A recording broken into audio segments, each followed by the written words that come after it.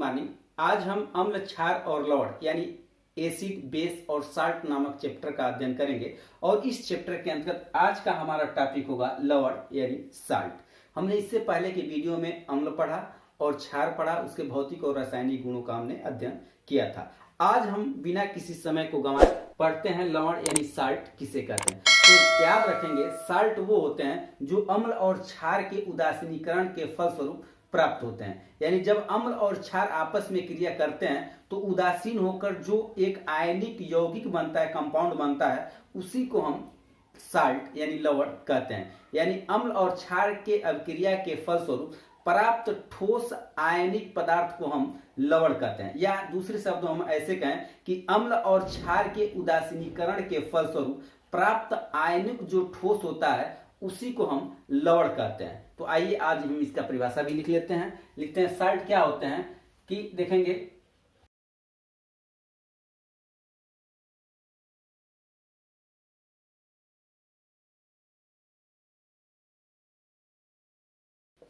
तो इस प्रकार से हम याद रख लेंगे कि अम्ल तथा क्षारकों के अभिक्रिया से प्राप्त जो आयनिक ठोस होते हैं उन्हीं को हम लवण या साल्ट कहते हैं। या उसी को हम ऐसे भी कह सकते हैं कि अम्ल और क्षारों के उदासीनीकरण से प्राप्त आयनिक ठोस को हम लवण यानी साल्ट कहते हैं। एग्जाम्पल में हम देख लेते हैं। अगर क्षार की बात करें तो NH3 भी क्या है, एक क्षार है और यह जब अम्ल यानी HCl से क्रिया करती है तो यहां पर बना देती है NH4Cl। तो ये क्या है, आपका लवण है। ठीक है, ये आपका क्या है, क्षारक है और ये क्या है, आपका अम्ल है। तो क्षारक भी अम्ल से क्रिया करके क्या बनाते हैं, लवण बनाते हैं। या अगर हम बात करें NaOH plus HCl, sodium hydroxide क्या है, ये क्षार है और ये क्या है, आपका अम्ल है। ठीक, अब ये दोनों आपस में रासायनिक अभिक्रिया करेंगे तो देखेंगे कुछ रासायनिक अभिक्रिया ऐसे होगी। Na बनाएगा Cl के साथ मिलकर के NaCl। यह एक आयनिक यौगिक है, इसको हम सोडियम क्लोराइड कहते हैं और सामान्य रूप में हम इसको नमक भी कहते हैं और यही आपका क्या है, लवण है, यानी इसी को हम साल्ट कहते हैं। ठीक है, और फिर क्या बनेगा, H2O, जल बन जाएगा। तो ये जो चीजें बन रही है यहाँ पे और यहाँ पर, ये आयनिक कैसे हैं तो देखेंगे NH4 भी आयन है और इसमें जुड़ा हुआ है क्या, Cl माइनस। यहाँ पर NaCl की बात करें तो Na क्या है, आपका धनायन है, क्लोरीन क्या आपका ऋणायन। ये आयनिक यौगिक कहलाते हैं। ठीक है, तो देखेंगे कि अम्ल और क्षारकों की अभिक्रिया से प्राप्त आयनिक जो ठोस होते हैं उन्हीं को लवण कहते हैं। जैसे NH3 HCl के साथ क्रिया करके अमोनियम क्लोराइड एक लवण बनाता है। ठीक है, ठीक। या अम्ल तथा क्षारों के उदासीनीकरण से प्राप्त आयनिक ठोस को हम लवण कहते हैं। यानी सोडियम हाइड्रोक्साइड है यानी क्षार है और ये अम्ल है और जब अम्ल और क्षार आपस में क्रिया करते हैं तो उस क्रिया को हम उदासीनीकरण कहेंगे जब वो उसमें जल का निर्माण होता है। तो यहाँ पर इस क्रिया के फलस्वरूप साल्ट बनता है NaCl और H2O यानी जल का निर्माण होता है। तो उदासीनीकरण के अभिक्रिया के फलस्वरूप भी जो यौगिक मिलते हैं अम्ल और क्षार के द्वारा उसी को हम लवण कहते हैं।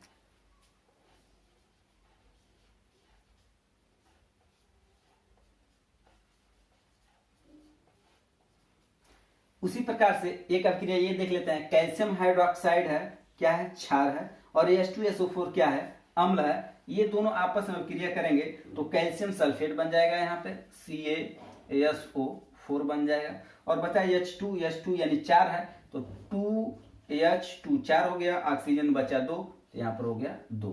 तो इस तरह से कैल्शियम हाइड्रोक्साइड अम्ल से क्रिया करता है, यानी ये जो क्षार है वह अम्ल से क्रिया करता है तो एक लवण बनाता है, आयनिक साल्ट लवण बनाता है, कैल्शियम सल्फेट, और पानी इधर निकल जाता है, यानी इसका उदासीनीकरण हो जाता है। तो इस प्रकार से हम याद रखेंगे कि अम्ल तथा क्षारों के उदासीनीकरण से प्राप्त आयनिक ठोस को ही हम लवण कहते हैं। तो संरचना की दृष्टि से देखेंगे तो साल्ट मुख्य रूप से 6 प्रकार के होते हैं। तो आइए देखें, पहला जो होता है उसको हम कहते हैं सामान्य लवण।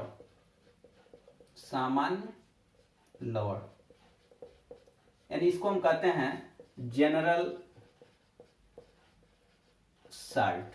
ठीक है, तो जनरल साल्ट किसे कहते हैं कि ऐसे लवण जिनमें विस्थापनीय, देखेंगे जिनमें विस्थापनी हाइड्रोजन आयन या हाइड्रोक्सिल आयन नहीं होते हैं उन्हें हम सामान्य लवण कहते हैं। यानी ऐसे लवण जिनमें विस्थापनी हाइड्रोजन या हाइड्रोक्सिल आयन नहीं होते हैं उन्हीं को हम सामान्य लवण कहते हैं। जैसे देखेंगे क्या एग्जांपल सीधे ले देते हैं, NaCl, इसमें ना हाइड्रोजन आयन है ना हाइड्रोक्सिल आयन है। MgSO4, यहां पर भी ना देखेंगे ना हाइड्रोजन आयन है और ना ही हाइड्रोक्सिल आयन है। CaCl2, कैल्शियम क्लोराइड, ये भी एक साल्ट है, ना इसमें हाइड्रोजन आयन है ना हाइड्रोक्सिल आयन है। Na2CO3, सोडियम कार्बोनेट भी एक साल्ट है, ना इसमें हाइड्रोजन आयन है ना हाइड्रोक्सिल आयन है। तो इस प्रकार के जो आयन होंगे, जो लवण होंगे, उन्हीं को हम सामान्य लवण कहते हैं। तो परिभाषा हम कुछ इस प्रकार से लिखेंगे कि ऐसे लवण जिनमें विस्थापनीय हाइड्रोजन या हाइड्रोक्सिल आयन नहीं होते हैं उन्हें हम सामान्य लवण कहते हैं। दूसरा वाला देखते हैं, पहला हो गया, फिर दूसरा देखते हैं। दूसरा को हम कहेंगे अम्लीय लवण। दूसरा जो होता है वो क्या है, अम्लीय लवण, यानी इसको हम कहेंगे एसिडिक साल्ट। ठीक, तो अब एसिडिक साल्ट क्या होगा, यानी एसिड बनता कब है, जब उसमें हाइड्रोजन आयन उपस्थित होते हैं। तो हम इसकी परिभाषा इसके नाम से ही लिख सकते हैं, इसके नाम से ही लिख सकते हैं कि ऐसे लवण जिनमें विस्थापनीय हाइड्रोजन आयन होते हैं, विस्थापनीय हाइड्रोजन आयन उपस्थित होते हैं, उन्हीं को हम अम्लीय लवण कहते हैं। तो परिभाषा क्या लिखेंगे, ऐसे लवण जिनमें विस्थापनीय हाइड्रोजन आयन उपस्थित होते हैं उन्हीं को हम एसिडिक साल्ट या अम्लीय लवण कहते हैं। एग्जांपल में क्या लिख सकते हैं, जैसे एग्जांपल लिख सकते हैं NaHCO3, sodium bicarbonate, KHSO4, potassium hydrogen sulphate, NaHSO4, sodium hydrogen sulphate, या फिर हम लिख सकते हैं इसको KHCO3, पोटेशियम हाइड्रोजन कार्बोनेट। इस तरह के जो साल्ट होंगे जिसमें हाइड्रोजन आयन ऑलरेडी उपस्थित है, एक बचा हुआ है, तो ऐसे साल्ट को हम अम्लीय लवण कहते हैं। ठीक है, फिर तीसरा एक प्रकार का और होता है, उसको भी देख लेते हैं। तीसरा क्या है, ये अम्लीय है तो इसमें क्या कर लेते हैं, हम क्षारीय कर लेते हैं, क्षारीय लवण। ठीक, अब क्षारीय लवण को क्या कहेंगे, इंग्लिश में हम कहेंगे बेसिक साल्ट। ठीक है, तो ये बेसिक साल्ट क्या हो जाएंगे। अब क्षारीय में, जब इसमें अम्लीय में हाइड्रोजन था तो क्षारीय में क्या हो जाएगा, आपका हाइड्रोक्सिल आयन उपस्थित हो जाएंगे। यानी ऐसे लवण जिनमें विस्थापनीय हाइड्रोक्सिल आयन होते हैं उन्हीं को हम क्या कहते हैं, क्षारीय लवण कहेंगे। तो परिभाषा क्या लिखेंगे, ऐसे लवण जिनमें विस्थापनीय हाइड्रोक्सिल आयन उपस्थित होते हैं उन्हें हम क्षारीय लवण कहते हैं। तो ये क्या हो जाएंगे, देखेंगे MgOHCl, मैग्नीशियम हाइड्रोक्सी क्लोराइड, ठीक है, CaOHCl, कैल्शियम हाइड्रोक्सी क्लोराइड, इस तरह से हो जाएंगे। फिर ये लिख सकते हैं MgOHSO4, मैग्नीशियम हाइड्रोक्सी सल्फेट। तो इस तरह के जो साल्ट होंगे उन साल्ट को हम कहेंगे क्षारीय लवण, क्योंकि इसमें विस्थापनीय हाइड्रोक्सिल आयन उपस्थित हैं। आइए अब नेक्स्ट देख लेते हैं। देखें यहाँ पे मिश्रित लवण एक होता है, मिश्रित लवण। ठीक है, ये सही कर लेंगे, मिश्रित लवण, जिसको हम कहते हैं मिक्स्ड साल्ट। अब ये ऐसे लवण होते हैं जिनमें एक से अधिक धनायन या ऋणायन उपस्थित होते हैं। यानी ऐसे लवण जिनमें एक से अधिक धनायन अथवा ऋणायन उपस्थित होते हैं उन्हें हम मिश्रित लवण कहते हैं। जैसे एग्जांपल में हम देख लेंगे तो लिखते हैं यहाँ पे NaHSO4, सोडियम हाइड्रोजन सल्फेट। तो यहाँ देखेंगे सोडियम भी धनायन, हाइड्रोजन भी धनायन, और ये सल्फेट जो है ऑलरेडी निरायन हो जाता है।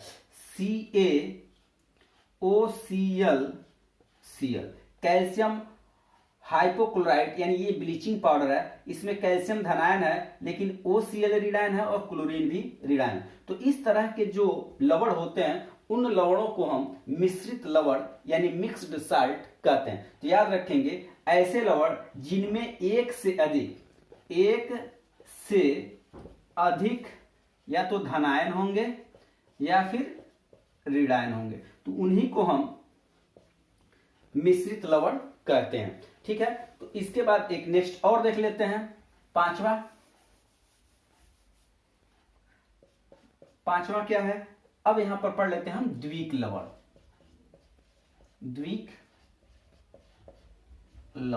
यानी इसको हम कहते हैं DOUBLE, डबल साल्ट। ठीक है, ये है डबल साल्ट।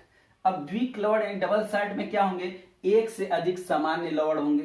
यानी एक से अधिक सामान्य लवण को जब समान अनुपात में मिलाकर एक जलीय विलयन बनाया जाता है, और जलीय विलयन बनाने के बाद उसके वाष्पीकरण से जो ठोस प्राप्त होता है उसी को हम द्विक लवण कहते हैं।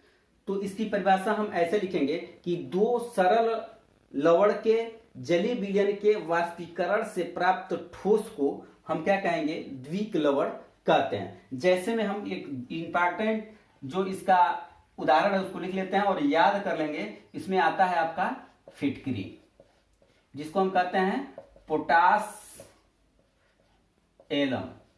अब इसका जो रासायनिक सूत्र है वो आप सभी लोग याद कर लेंगे, क्योंकि यह आपके बोर्ड परीक्षाओं में कई बार पूछा गया। तो इसका सूत्र क्या होता है देखेंगे, K2SO4 इंटू Al2SO4 का होल थ्राइस होता है इंटू 24H2O होता है। तो ये एकदम से कंठस्थ कर लेंगे। फिटकरी का जो ये सूत्र है इसको आप पूर्ण रूप से याद कर लेंगे। इसका जो रासायनिक सूत्र होता है वह होता है K2SO4 इंटू Al2SO4 का होल थ्राइस इंटू 24H2O। आइए अब हम इसका एक और उदाहरण ले लेते हैं। दूसरा उदाहरण क्या लेते हैं, मोहर लवण।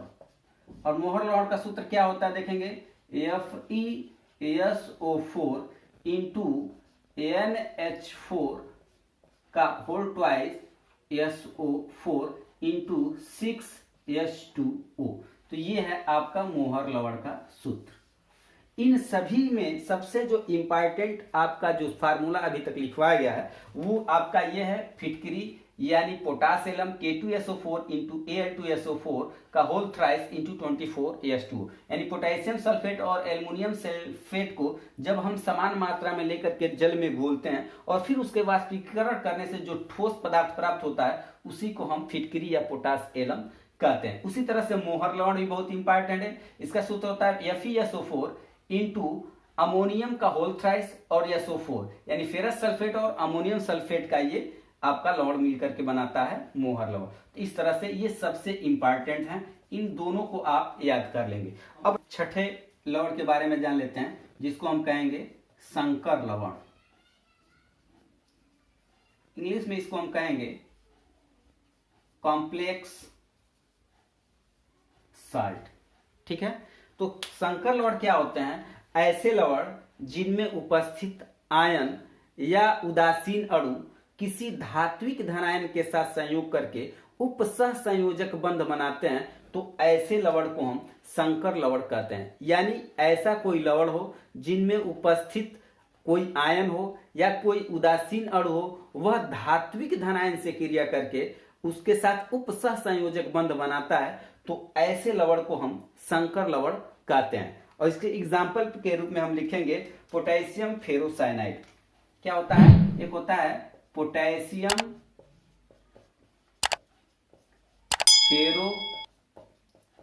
फेरोसाइनाइड यानी K4FeCN6 होता है। ठीक है, इस तरह से हम लिखेंगे K4FeCN6 पोटेशियम फेरोसाइनाइड होता है। ठीक है, और एक और होता है tetra amine copper chloride. Tetra amine copper chloride होता है। ठीक है, तो टेट्रा एमीन कापर क्लोराइड का सूत्र क्या होगा, Cu टेट्रा एमीन है ANH NH4 और क्या हो जाएगा Cl2। इसका कुछ रिएक्शन इस प्रकार से लिखा जाएगा। ठीक है, तो ये लिख लेंगे हम कि टेट्राएमीन कॉपर क्लोराइड, इसको आप यहां से करके यहां कर सकते हैं ऐसे। ठीक, तो इस तरह से ये हो गया आपका संकर लवण। संकर लवण क्या होते हैं? ऐसे लवण जिनमें उपस्थित उदासीन अणु या आयन किसी धात्विक धनायन के साथ उपसह संयोजक बंध बनाते हैं, तो उस लवण को हम संकर लवण कहते हैं। तो यहां पर देखेंगे इसका एक उदाहरण पोटेशियम फेरोसाइनाइड K4FeCN6 इसका रासायनिक सूत्र है, और दूसरा है टेट्राएमीन कॉपर क्लोराइड। उसके बाद संकर लवण है, यानी ऐसे लवण जिनमें उपस्थित आयन या उदासीन अणु किसी भी धनायन धात्विक धनायन के साथ उपसहसंयोजक बंध बना देते हैं, तो उन्हीं को हम संकर लवण कहते हैं। तो इसका एग्जांपल है potassium ferrocyanide K4FeCN6 tetraammine copper chloride CuNH3 का होल थ्राइस। टेट्राएमीन है तो NH4 का क्या हो जाएगा, यहाँ पर 3 भी रहेगा। इस तरह से आप इसकी परिभाषा लिख लेंगे। तो आज के क्लास में इतना ही, मिलते हैं नेक्स्ट क्लास में नेक्स्ट टॉपिक के साथ। तब तक के लिए गुड बाय।